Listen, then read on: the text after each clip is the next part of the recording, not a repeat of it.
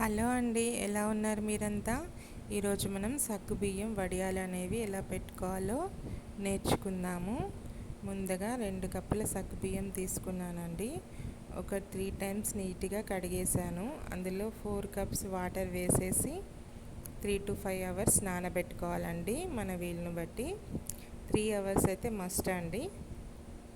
Next అలా నానబెట్టుకున్న సగ్గుబియ్యాన్ని వడగట్టుకున్నానండి.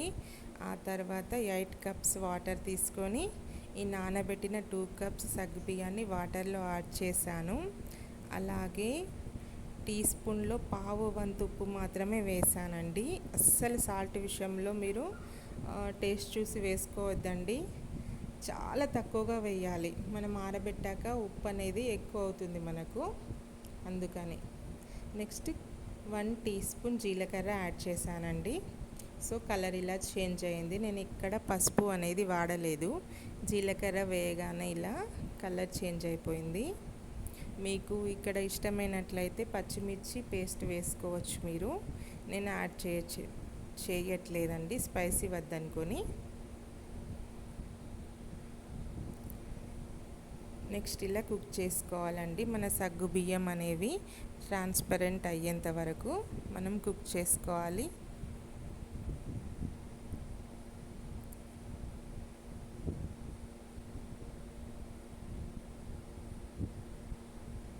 మనకి ఆల్మోస్ట్ రెడీ అయిపోయిందండి.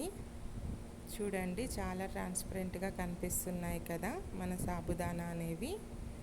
సో మనం స్టవ్ ఆఫ్ చేసుకోవాలి. కొంచెం పల్చగా ఉన్నప్పుడే స్టవ్ ఆఫ్ చేసుకోవాలండి, ఎందుకంటే చల్లగా అయ్యాక ఇంకా థిక్గా అవుతుంది మనకి. నేను స్టవ్ ఆఫ్ చేశానండి. చూడండి ఎంత బాగా కుక్ అయిపోయిందో మనకి, ఎంత ట్రాన్స్పరెంట్గా కనిపిస్తున్నాయో చూడండి సగ్గుబియ్యం అనేవి.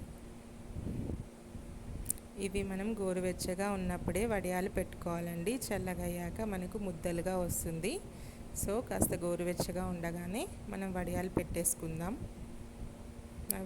ఇవి చూస్తుంటే చిన్నప్పుడు ఆడుకున్న వాటర్ బబుల్స్ గుర్తొస్తున్నాయండి. ఇప్పుడు మనం ఈ సగ్గు బియ్యాన్ని వడియాల్లా పెట్టుకుందాము. ఏదైనా ప్లాస్టిక్ షీట్ మీద కానీ, మనకు బియ్యం వస్తాయి కదా సంచులు, వాటి మీద కానీ పెట్టుకోవాలండి. మనం ఇలా వేసేస్తే సరిపోతుందండి, ప్రెస్ చేయాల్సిన అవసరం లేదు. అదే స్ప్రెడ్ అయిపోతుంది ఈజీగా.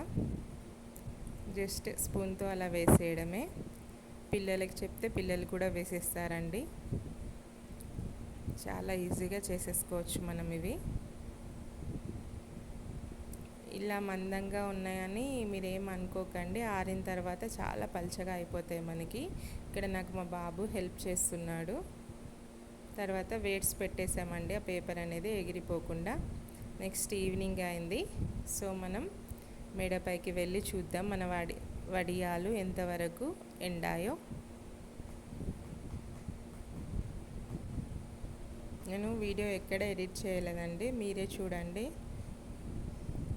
ఇలా వేట్స్ పెట్టేశాను మార్నింగ్. ఇలా లాగితే వచ్చేస్తాయండి, మనకి ఎక్కువ కష్టపడాల్సిన అవసరం కూడా లేదు.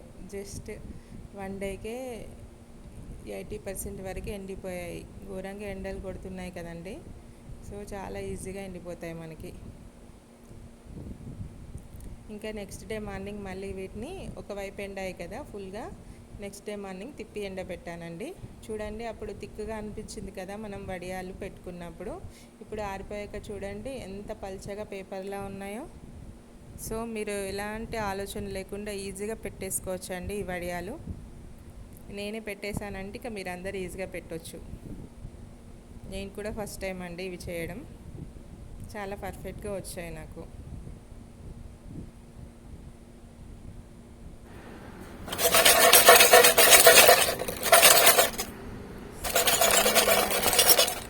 ఎంతగా ఎండిపోయాయో జస్ట్ 2 డేస్కే.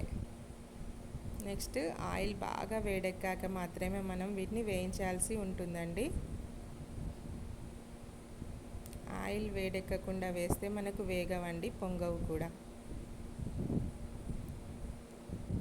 ముకుట్లో వేయించితే బాగా వస్తాయండి. నేను స్టీల్ బౌల్లో వేయిస్తున్నాను. సో స్టవ్ ఎక్కువ పెట్టడం వల్ల గిన్నె అనేది మాడిపోయింది కాస్త.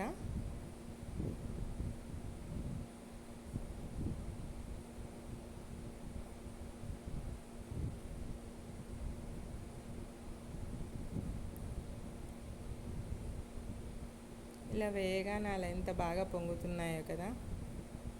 టేస్ట్ కూడా చాలా బాగున్నాయండి. మేము ఆల్రెడీ తినేసాము.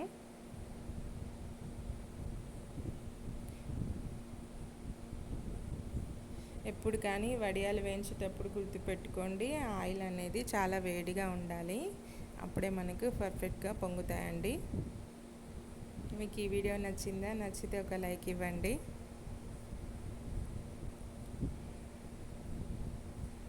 ఏదైనా మిస్టేక్స్ ఉంటే చెప్పండి, నేను నెక్స్ట్ వీడియోలో రిపీట్ కాకుండా చూసుకుంటాను.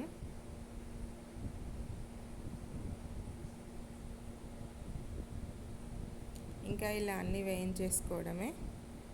నెక్స్ట్ ఇవి మన అప్పడాలు రెడీ అయిపోయాయి. మా బాబు స్మెల్ చూసి తింటాడండి.